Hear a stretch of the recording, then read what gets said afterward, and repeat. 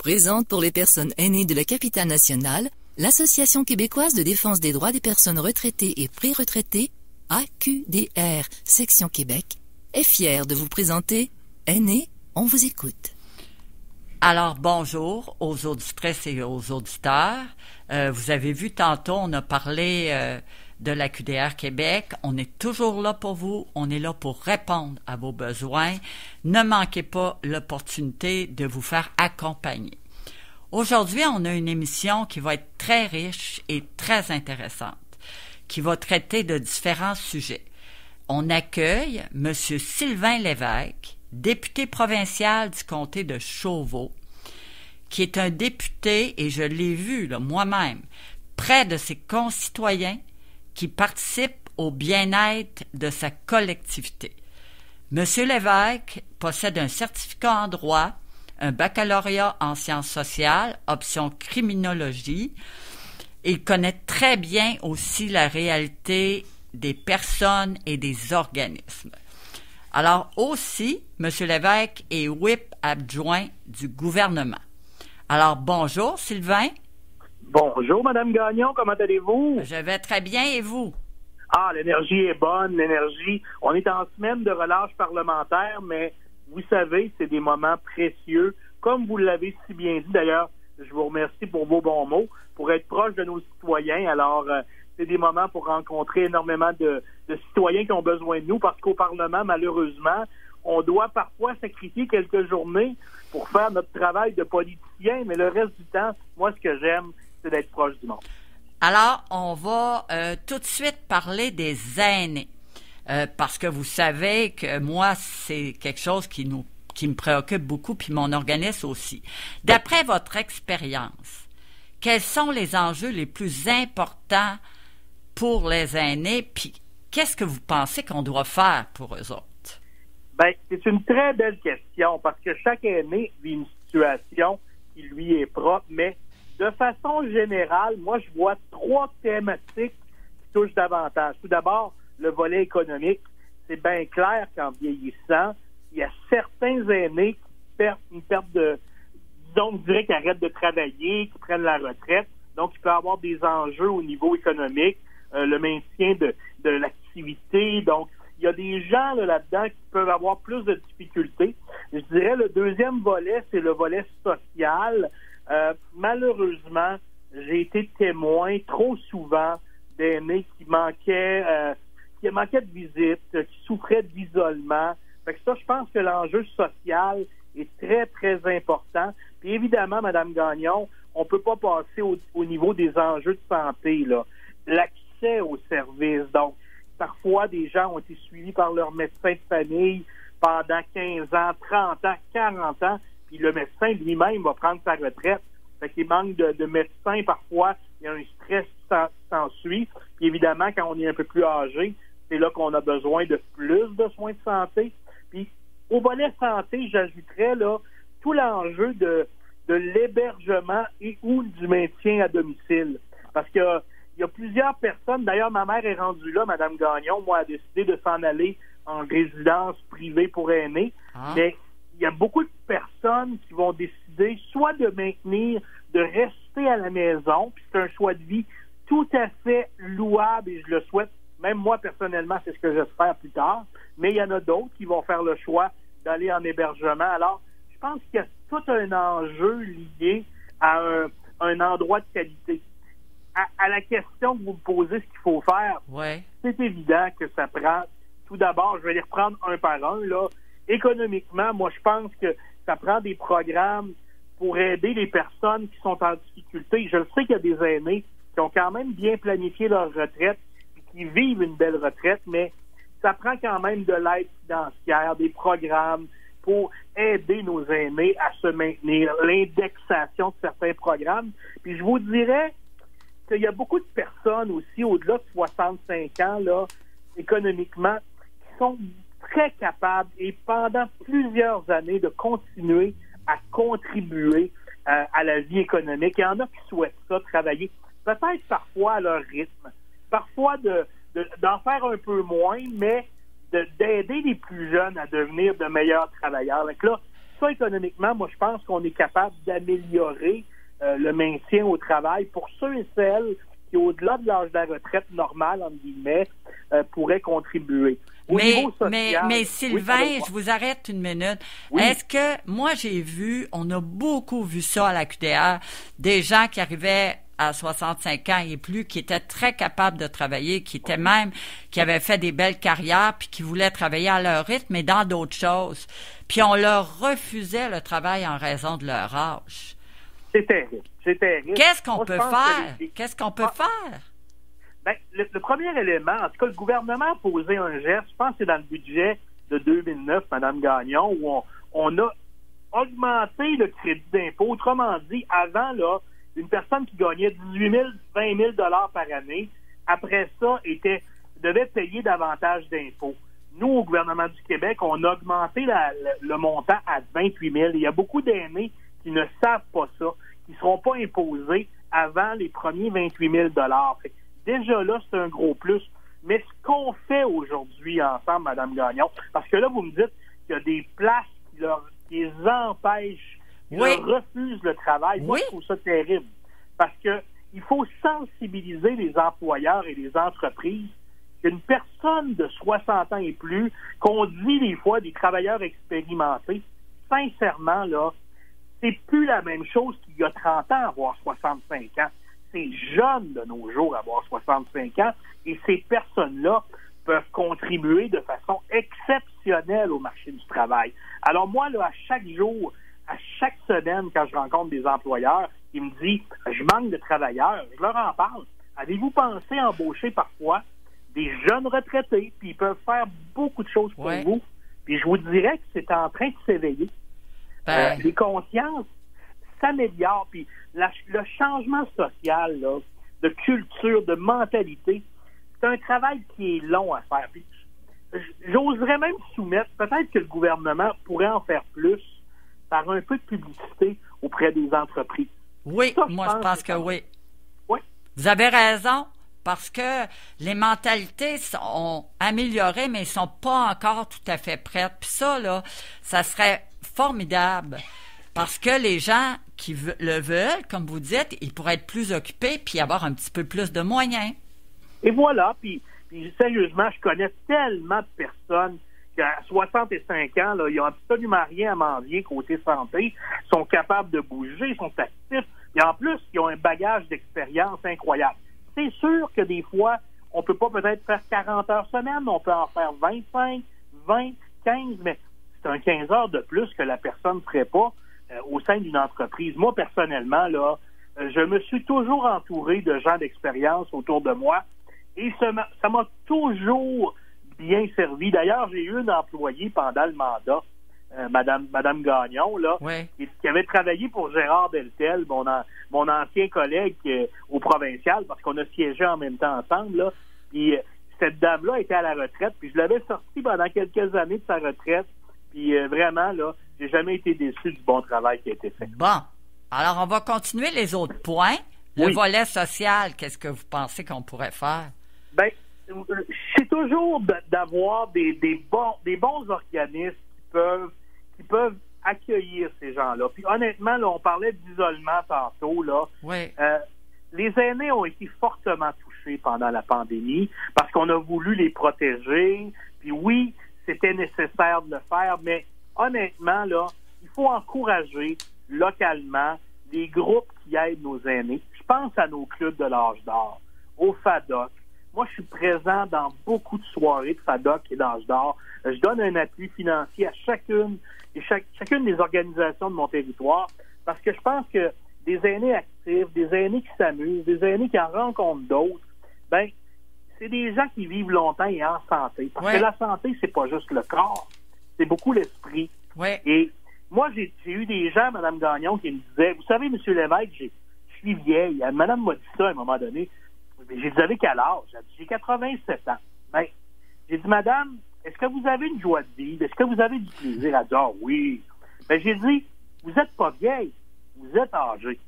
Moi, je connais du monde de 30 ans, 40 ans, qu'eux autres sont vieux. Vous n'êtes pas vieille, vous êtes âgé, c'est pas pareil. Fait que l'état d'esprit des aînés, d'amener des activités adaptées et qui les concernent. C'est ça qui fait que nos aînés sont bien, ils sont heureux sur le plan social. Puis évidemment, on va sûrement s'en jaser un peu, mais tout ce qui a trait au niveau social à la maltraitance des aînés. Ouais, ben là, je voudrais aborder le sujet là, qui me préoccupe le plus, puis que vous êtes compétent là-dedans, j'ai entendu dire. Écoutez, on a assisté à une vague de féminicides. Oui. La violence est manifeste.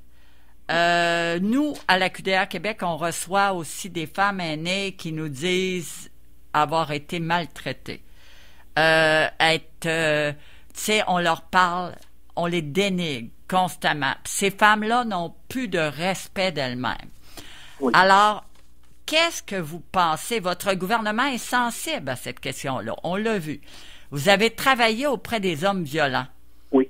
Qu'est-ce qu'on peut faire pour leur aider à mieux gérer leurs émotions puis être capable de contrôler leur trop-plein pour qu'ils laissent vivre leurs femmes correctement? C'est un méga sujet. D'ailleurs, le gouvernement, oui, Madame Marguerite Blais a fait adopter une politique sur la maltraitance envers nos aînés. C'est un début. Une politique, ça donne une orientation, mais ça règle pas tout. Vous avez tellement raison. Moi, j'ai travaillé pendant 8 ans à la tête de l'Association à cœur d'homme qui vient en aide aux hommes ayant des comportements violents. Et ce que je sais, Madame Gagnon, c'est qu'il faut prendre les hommes dès leur enfance, dès leur adolescence, quand c'est des jeunes garçons. Il faut déjà leur donner des trucs. Comment être dans une relation saine? Comment respecter l'autre? Puis moi, je comprends qu'une femme aînée, par exemple, que ça fait 15 ans, 20 ans, 30 ans qu'elle est dans une relation malsaine où elle subit de la violence psychologique et parfois de la violence physique, plus le temps avance, ben, plus les comportements violents de l'homme, normalement, s'aggravent. C'est certain qu'il ne faut pas accepter ce comportement-là. Mais c'est pas évident quand tu es 30 ans, 40 ans avec la même personne de se séparer. Ouais. Il faut juste peut-être que l'homme prenne conscience de son comportement et que cet homme-là aille reconnaisse tout d'abord et ensuite aille chercher de l'aide. Parce qu'il y a des ressources spécialisées. À Québec, là, il y a un organisme qui s'appelle le GAPI, qui vient en aide aux hommes. C'est sûr qu'il y a beaucoup de jeunes hommes qui y vont, mais il en accueille des hommes aînés, des gens qui ont 50, 60, 70 ans, qui, sur le tard, reconnaissent peut-être leurs problèmes. Mais, comme on dit, si l'homme prend conscience de cette difficulté-là, je peux vous assurer qu'il est capable de beaucoup améliorer ses comportements. Je vous dis pas qu'on va en faire quelqu'un de parfait, mais la première étape de la guérison, c'est d'admettre qu'on a un problème. Puis la deuxième, c'est de dire oui, quelqu'un d'autre, un professionnel, peut me venir en aide et je vais pouvoir améliorer ça. Mais à votre question de départ, ouais, il faut absolument, tout d'abord, travailler avec les personnes dès leur jeune âge pour que le comportement de violence ne soit pas acceptable. La femme ne doit pas l'accepter et l'homme doit reconnaître que s'il use de violence, ce n'est pas une bonne façon de maintenir une belle relation agréable en couple. Pensez-vous que ça devrait être fait à l'école? Moi, je suis convaincu que l'éducation... Parce que là, ils ont recommencé les cours d'éducation sexuelle. OK. Effectivement, ce que vous venez de me dire là, c'est que dès secondaire 1, on devrait commencer, puis peut-être même plus jeune, mais les experts que j'ai consultés récemment là, me disaient qu'à partir de secondaire 1, secondaire 2, les premières relations amoureuses arrivent, puis malheureusement, il y a trop de petits garçons, de petites filles là, qui font leur éducation sexuelle en regardant de la pornographie. Là, hein? Okay. Ça, c'est triste. Malheureusement, c'est pas là que vous allez apprendre à être en couple de façon sereine, là, mais comprenez-moi bien, si on commençait à enseigner c'est quoi des bons comportements dès l'enfance, bien, je pense que les gens seraient capables de dépister les mauvais comportements de leurs partenaires. Et les petites filles ont un rôle à jouer, de ne pas accepter certains comportements du garçon. Alors, à ce moment-là, la relation sera plus saine. Puis moi, j'en suis convaincu que c'est une des pistes de solution. Il faut toujours faire attention, Mme Gagnon, à penser qu'il y a une seule et unique solution miracle à un problème, mais c'est certainement une des pistes de solution parmi les plus intéressantes qui existent, l'enseignement à l'école des saines relations amoureuses. Parce qu'on regarde, là, avec la vague de féminicide, là, moi, j'ai dit ça n'a pas de Moses de bon sens. Puis aussi, est-ce que vous pensez, Sylvain, que le contexte, la pandémie, on était tout enfermés ensemble, on avait de la misère à sentir l'autre personne dans certains cas, puis on y voyait la face à tous les jours, que ça l'a envenimé les choses? C'est certain, Mme Gagnon. J'ai le goût de vous dire que toute situation de stress qu'une personne ou un couple peut vivre. Je vais vous donner... Vous avez utilisé à juste titre la pandémie parce que c'était un stress, la pandémie, d'être enfermé dans la maison presque 24 heures sur 24, mais une rupture amoureuse, une perte d'emploi, un accident qui arrive dans la famille, un enfant qui se blesse, qui a un accident plus grave, des enfants malades, par exemple, c'est tous des éléments stresseurs qui, une personne mal outillée pourrait utiliser les comportements violents pour expulser un peu sa violence ou sa détresse personnelle. Fait que ce que vous dites sur la pandémie, vous avez entièrement raison, c'était un facteur de stress, c'est indéniable. Puis c'est sûr que ça l'a pas aidé sur le bilan de l'année passée, puis il y a 2 ans, là, il y a eu plus de femmes, malheureusement. L'année passée, si je ne me trompe pas, c'est 18 femmes qui sont mortes d'un conjoint violent. Je vous dirais peut-être, pour les statistiques, au début des années 2000, c'était pire que ça. Ah ouais? Oui, on était autour de 25-30 femmes par année. Puis au fil des ans, là, l'amélioration de la connaissance, aussi nos méthodes d'intervention en matière de violence, on a réussi à descendre des statistiques autour de 7, 8, 9 cas par année. Mais l'année 2021 a été catastrophique, je le reconnais. Et il faut voir les bons côtés, mais vous savez, Mme Gagnon, même si on aurait seulement 8 femmes, mais c'est une de trop, hein. Chaque fois qu'il y en a une qui décède de violence conjugale, de violence d'un homme, ben c'est toujours une de trop. Fait que c'est pour ça que moi, les statistiques, je fais attention, mais 18, là, c'est clair que ça n'avait pas de bon sens. Mais là, moi, je regarde aussi le réseau de la santé, les services qu'on offre aux gens au niveau de la santé mentale qui sont absents ou quasi absents parce que les files d'attente sont trop longues. Les gens là, qui sont stressés, comme vous dites, qui ont plus de dérivatifs, qui ont plus rien, qui essayent d'avoir de l'aide, souvent, ils peuvent même plus en avoir. Qu'est-ce qu'ils font? Est-ce qu'il faut qu'ils fassent de la corde à danser pour enlever leur stress? Faire de la marche en forêt pour je sais pas, mais c'est vrai. Tu as de la misère à avoir des services maintenant. Oui, c'est vrai ce que vous dites. Il y a eu beaucoup d'augmentation de budget de la part du ministre Lionel Carman au niveau de la santé mentale, mais c'est clair que c'est pas suffisant. Vous savez, le nombre de psychologues au Québec, il y en a pas tant que ça. Surtout qu'on a passé, en fait, c'est pas le gouvernement de la Coalition Avenir Québec, de la CAQ, qui a fait ça, mais à l'époque, ils ont changé les règles et les normes pour les psychologues. À l'époque, un psychologue avec une maîtrise pouvait exercer le métier de psychologue. Maintenant, c'est plus difficile.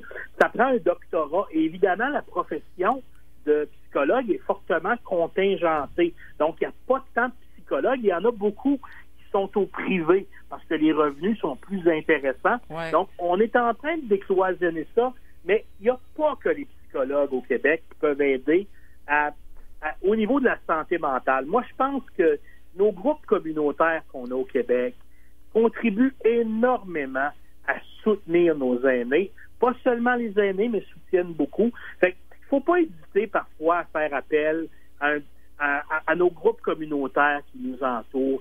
Souvent, ils sont capables de nous accueillir dans un délai raisonnable. Parce que notre réflexe, c'est toujours de penser aux psychologues, et c'est correct. Ce sont des bons services de façon de grande qualité. Mais bien souvent, ce que les gens ont besoin, c'est de parler à quelqu'un. Puis dans les groupes communautaires, en général, moi, ce que j'ai connu, parce que j'ai travaillé dans le milieu communautaire pendant une quinzaine d'années, là, ce que j'ai vu, c'est que c'est presque tous des professionnels avec des formations sociales comme criminologie, travail social, psychoéducation, et j'en passe. Ouais. Il y a des personnes extraordinaires qui peuvent venir en aide. Puis je sais que l'organisme que vous représentez, Mme Gagnon, vous pouvez en faire beaucoup. Je suis convaincu que vous faites du bien au niveau de la santé mentale au quotidien. Il ne faut pas avoir peur de demander de l'aide, mais il n'y a pas que le réseau des psychologues. Moi, je plaide pour qu'il y ait plus d'argent, mais c'est pas rien qu'un problème d'argent. Non, je comprends, Sylvain. Mais là, moi, je vais vous poser une drôle de question, mais ça fait longtemps là, que je l'ai dans la tête. Est-ce que vous avez vu, par votre expérience, des hommes violents, après avoir consulté, devenir corrects? Oui, il y en a beaucoup. Puis correct, comment je vous dirais, c'est apprendre des comportements nouveaux, parce que on dit souvent des hommes violents. Si c'était un homme violent, ça voudrait dire qu'il ne peut pas changer. Moi, j'aime mieux parler d'hommes ayant des comportements violents. Parce que des comportements, ça se change. OK. Moi, j'ai vu beaucoup d'hommes qui demandaient de l'aide et qui se sont beaucoup améliorés. Est-ce qu'ils sont devenus parfaits? Il y en a probablement quelques-uns autour. Mais moi-même, je suis pas parfait tous les jours. Ça m'arrive des fois de me choquer à la maison, puis de parler fort, puis après, je m'excuse. J'ai pas aimé ça, ce comportement-là, mais je vous dirais que oui, les hommes développent des trucs. Ils apprennent à faire des temps morts, des points d'arrêt, aller prendre l'air quand ils sentent la tension, détecter et reconnaître les signes avant-coureurs d'une agressivité future. Puis oui, les hommes qui demandent de l'aide, en général, on voit une grande amélioration. Mais c'est comme tout, hein.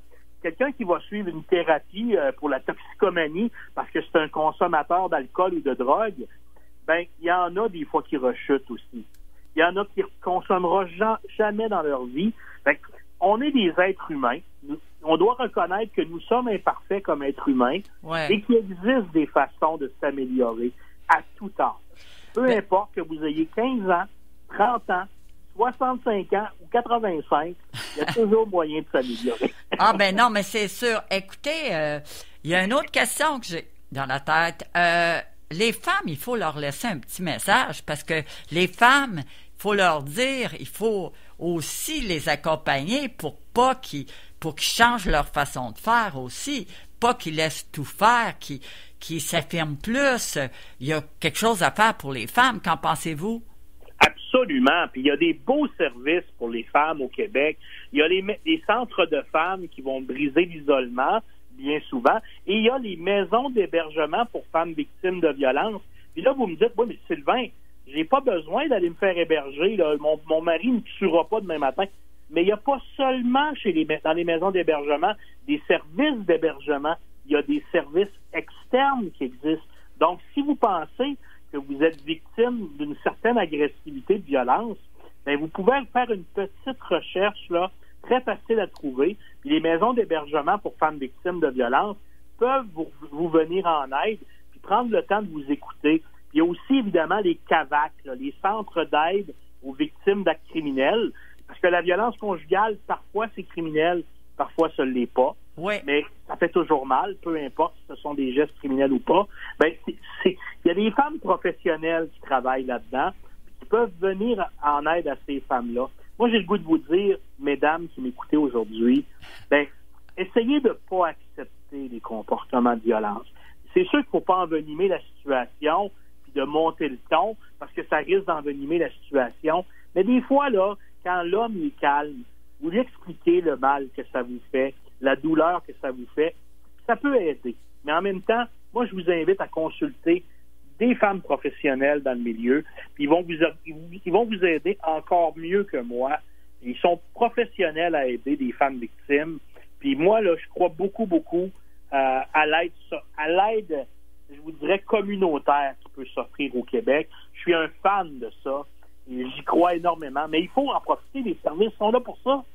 Mais Sylvain, est-ce qu'il existe des groupes de soutien pour les gens qui ont des difficultés là à s'affirmer ou qui avec leurs émotions? Est-ce que ça existe? Parce que moi, j'ai en tête pour les alcooliques les AA qui sont extraordinaires, ce mouvement-là.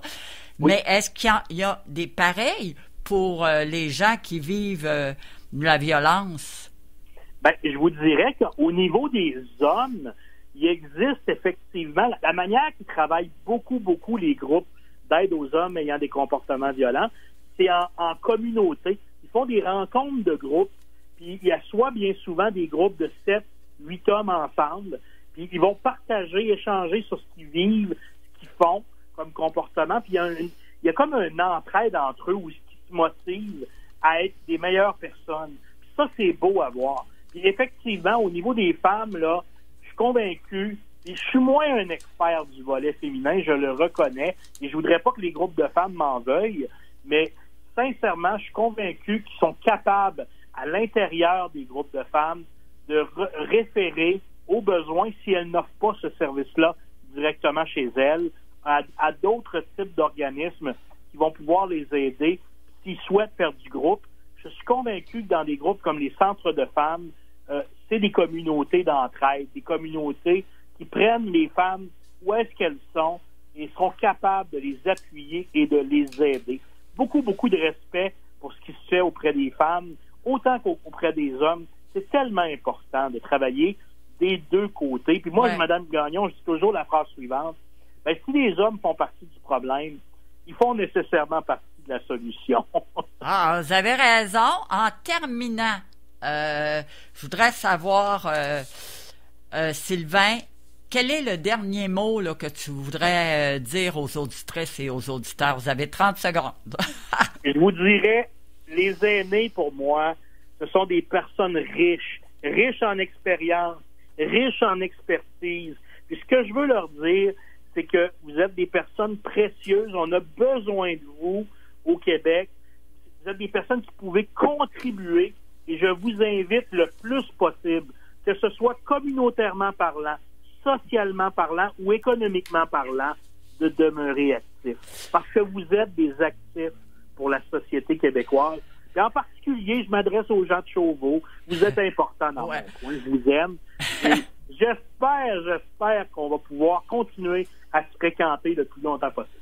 Ben merci beaucoup, Monsieur Lévesque. Ça a été agréable, puis probablement à la prochaine. Ben je l'espère. Merci, Mme Gagnon. Bonne journée. L'Association québécoise de défense des droits des personnes retraitées et pré-retraitées, AQDR, section Québec, est fière de vous avoir présenté Aînés, on vous écoute. Pour connaître tous les services offerts, visitez le aqdr-québec.org ou encore téléphonez au 418-524-0437, poste 0.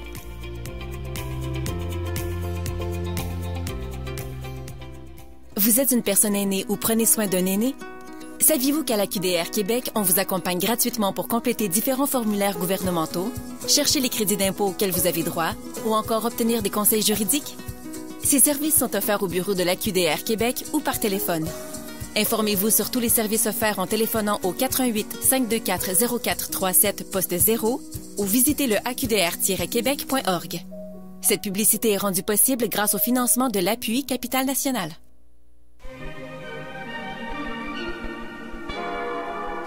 C'est le retour du plus grand festival de la galaxie et même de l'univers, le Festival de conte-et-menterie de Québec. Venez nous voir du 22 avril au 1er mai 2022 à la Maison de la littérature, au Musée des beaux-arts du Québec et à l'espace Sherpa. De nombreux spectacles seront aussi web diffusés en direct.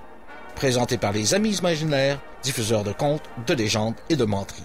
Pour la programmation complète, lesamiesimaginaires.ca.